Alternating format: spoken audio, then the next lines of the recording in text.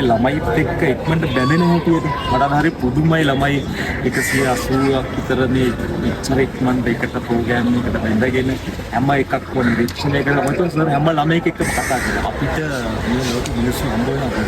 ඒ මිනිස්සු අතර මට හම්බෙච්ච සොඳුරු මිනිස්සු ඉන්න බෑ සොඳුරු මිනිස්සු. ඒ මම කෙනෙකුට සොඳුරුයි කියලා කියන්නේ කෙනෙක් කතා කරනවා. මගේ ජීවිතේ මමත් වැඩසටහන් කරනවා මම මාර විදිහට මම අද ඉගෙන ගත්ත ගොඩක් දේවල් තියෙනවා මම ළමයෙක් වුණා එකපාරට ග්‍රහණය කරගන්න.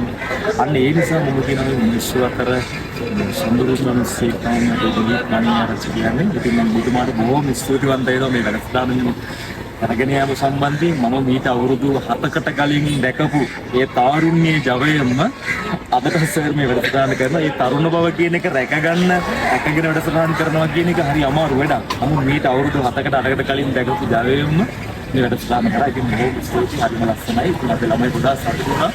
නාලන්දේ ළමයි කියන්නේ ටිකක් ආක්‍රමණශීලී ක්‍රියාකාරී ළමයි.